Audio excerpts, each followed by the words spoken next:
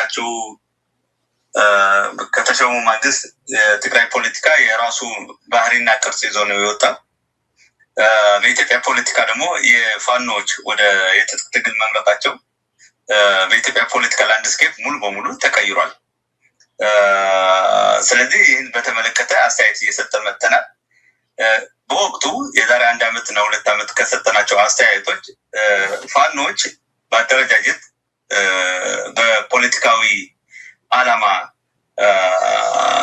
ግልጽነትና ወጥነት እየጠነከሩ ሊመጡ እንደሚችሉ ትግላቸው ህዝባዊ የህዝብ ፖለቲካ የህዝብ ጥያቄዎች ያነገቡ ስለሆኑ ያነገቧቸው ፖለቲካዊ ጥያቄዎች የአማራ ህዝብ ጥያቄዎች መሆናቸው የሚታወቁ ስለነበሩ ከዚህ በፊት ስለሚታወቁ እነዚህን አንግበው ከተንቀሳቀሱ በአማራ ክልል የህዝብ ተቀባይነታቸው እየጨመረ እንደሚመጣ እሱ ብቻ ሳይሆን ቁጥጥራቸው የጎለበተ እንደሚመጣ ግምት ሰጠን መላምት ሰጠን ነበር። ይሄ መላምት አሁን በተጨባጭ ወጥቷል። ዋናው በአደረጃጀት በፖለቲካ ግልጽነትና ዓላማ ጥራት እና በተለይ ወታደራዊ አንድ ኮማንድነት ትእዛዝ መምጣታቸው ግልጽ ሆኗል።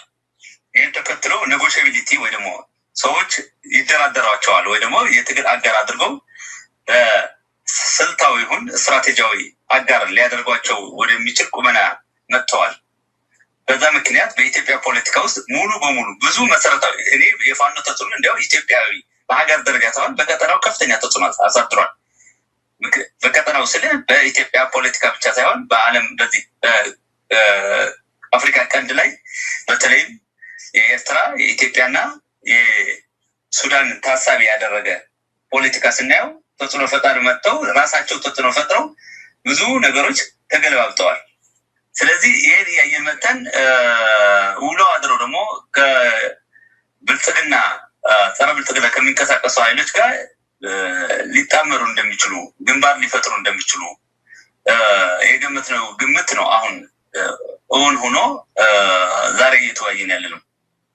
በህወሓት በኩልም የፋኖ መጠናከር መንግስት በተለይ ፌዴራል መንግስት በብዙ አቅጣጫዎቹ አእምሮ መበተኑ የሱዳን ላይ ያለው መስቀልቅል የፌዴራል ያለው ግጭቶች ለፌዴራል መንግስት ከፍተኛ ተጽዕኖ አሳድረው የሻዕቢያ ማኩረፍ ለህወሓት ትልቅ እድል ነው የፈጠረው።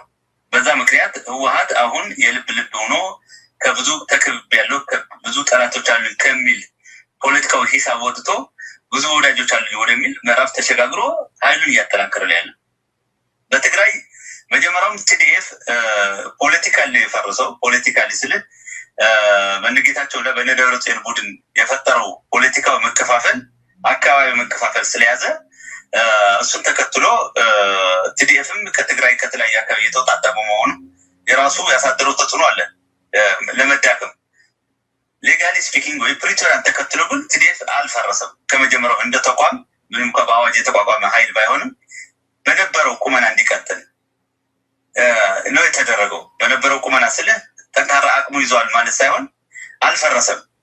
አሁን ቲዲኤፍ በጣም አጠናክረውታል። እንዳየው 366 የሚባል አዋጅ ቁጥር ወጥቷል። ያው አስገዳጅ ወታደራዊ ግዳጅ ያለው እሱን ተከትሎ በየአካባቢ እየወሰዱ ነው ወታደር። የትጥቅ ጉዳይም ምንም ማስረጃ ማቅረብ አይጠበቅብንም በኤርትራ በኩል እንደሚገባ በዛሬው ቀን እንዲያውም ነዳጅ አስገብተናል የሚል ብዙ ነገሮች እያደረጉ ነው።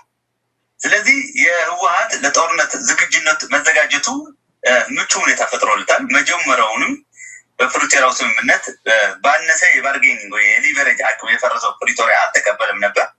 ከተፈጥሯው ስርትም ቢሆን ቲፒኤልኤፍ ሄጅሞኒክ ነው። እንኳን በዚህ ደረጃ ሚናው ተዳክሞ ይቀጥል እኔ ዋና አውራ ካልሆንክኝ የሚል ፖለቲካዊ ፍልስፍና ተከትሎ ያደገ ድርጅት ስለመሆኑ በመሆኑ አውራ ካልሆንክኝ የሚል ተፈጥሯዊ ባህሪ ያለው ድርጅት ነውና ውሎ አድሮ ወደ ጦርነቱ መምጣቱ አይቀርም ነበር። ምቹ ሁኔታ መጥሮ በዛ ሁኔታ አሁን ተሳክቶለት አትሊስት ብዙ ወዳጆች ቢያንስ በስልታዊ ደረጃ ብዙ ወዳጆች አፍርቶ ነው እንግዲህ አጠናክሮ ያለውና ትግራይ አሁን መቀሌ ለራሱ ዛሬ ከፍተኛ የሆነ የግዳጅ ወታደሮች አፈሳ እንደነበር ነው እኔ ያለኝ መረጃ። ፌዴራል መንግስትም በዚህ በኩል ስታይ ደግሞ የእነዚህ ጥምረቶች ብቻ ሳይሆን ፌዴራል መንግስት እንግዲህ ላለፉት 2-3 ዓመት መሳሪያ ሲገዛ ነው የቀረበው። መሳሪያው የገዛው ከመንግስት ባት ብቻ ብር ወስዶ ሳይሆን ወርቅ ማስይዞ መሆን መረጃዎች ያሳዩ። ወርቅ በጥሬ ዕቃው ወርቅ ራሱ ፕሮሰስ ሳይደረግ እንዳለ የመገዣዣ የመሳሪያ መግዣ ተደርጎ ብዙ መሳሪያ ተከማችቷል። ስለዚህ የጦርነት ዝግጅት በዚህም በዛ ይሄ ይመስላል። በትግራይ መጀመሪያውን የሚያደርጉት ለጦርነት ዝግጅት አንድ የነጌታቸው ቡድንን ከትግራይ ማስወጣት ነው። ምክንያቱም የተከፋፈለ ግዛት ይዘን የተከፋፈለ ህዝብ ይዘን ወደ ግንባር መግባት የለብንም ብለው በተቻላቸው አቅም ሁሉም የትግራይ አካባቢ ከሞላ ጎደል ተቆጣጥረዋል። እዛ ተቆጣጥረዋል ስል ሌጂትሜሲ ያላቸው ቅቡልነት አላቸው ማለት አይደለም። ኢፌክቲቭ ኮንትሮል በሚል ሂሳብ አካባቢ ተቆጣጥረውታል። እሱም ብቻ አይደለም፣ መንግስታችን እንመልስ፣ ምክር ቤቱ ይመለስ ማለት መንግስት በመሆን የሚገኘውን ጥቅም ማክሲማይዝ ለማድረግ የተወሰደ እርምጃ ነው።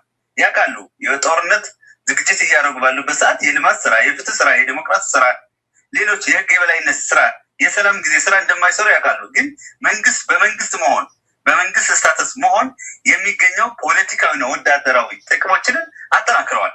ስለዚህ ቲፒኤልኤፍ ከዚህ በጣም ትልቅ ዝግጅት እንዳደረገ ነው የሚረዳኝ። በተለይ ነው ከፋኖዎች ጋር ያላቸው ጥምረት በዚህ ሳምንት ግልጽ አድርጎታል።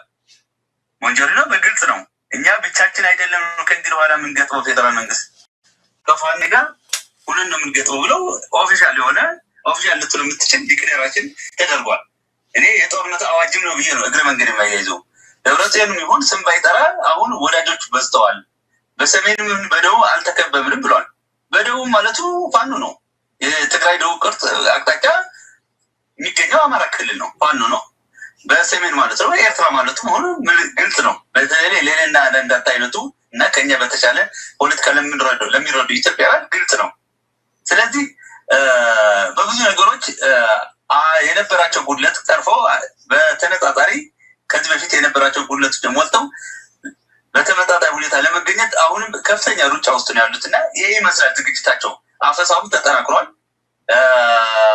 የአፈሳ ጉዳይ ከዚህ በፊት በኢንፎርማሊ ነበር፣ ከዚ በኋላ አዋጅ አውጥተዋል። አሁን ግን የሌላ ሀገር ተሞክሮም ጀስቲፋይ እያደረጉ አፈሳው እንደሚቀጥል አልፎ ተርፎ በተለይ አንዱ ስራ አስፈጻሚ የቲፒኤልኤፍ ስራ አስፈጻሚ በአንድ መድረክ ላይ ቄሶች፣ የሃይማኖት መሪዎችም በአፈሳው ላይ በጦርነት ላይ ትሳተፋላችሁ፣ ልዩ ሁኔታ ከተፈጠረ ቄሶች ናቸው ወይ የሃይማኖት መሪዎች ናቸው ተብላችሁ ልዩ ሁኔታ ተፈጥሮ የማትሳተፉበት ሁኔታ ካለ በሌላ መንገድ ጦርነቱን ትደግፋላችሁ፣ በማቴሪያል ወይም በስንቅ ወይም በገንዘብ የመደገፍ ግዴታ አለባችሁ ብለው ግልጽ የሆነ መልዕክትን ያስተላልፈውና ቲፒኤልኤፍ በዚህ ደረጃ ነው የተዘጋጀው። ፋኖ እንደምናውቀው አዲስ ኃይል ስለሆነ እያደገ የሚመጣ ኃይል መሆኑ ይታወቃል። በዛ ልክም ቴዎሬቲካሊ ከሚታወቀው በላይ ደግሞ በተግባርም አድጎ እዚህ ላይ ደርሷል እና የጦርነት ዝግጅቱ በኢትዮጵያ ሁኔታ ይሄ ይመስላል። እኔ በዚህ ትንተና ላይ ወይ በዚህ አስተያየቴ ላይ አንድ ሌት ያለ የምሰጠው አስተያየት ብዙ ጊዜ የትግራይ ጦርነት እንላለን። አሁን ግን የመላው ኢትዮጵያ ጦርነት ነው። እኔ የኦሮሚያ ክልል መረጃ የለኝም። አንዳንድ ሰዎች እንደሚነግሩኝ ሸኔም እንቅስቃሴ ከማድረግ ራሱን ከማጠናከር የተቆጠበ አይመስለኝም። እንዲያውም አንዳንድ አካባቢዎች የሸኔ ረዥም ጊዜ የቁጥጥር የበላይነት ያለባቸው አካባቢዎች እንዳሉ እየነገሩኝ ነው እና የኢትዮጵያ የጦርነት ዳመና ይህን በተለያዩ ኃይሎች የሚደረገው ዝግጅት ይህን ይመስላል።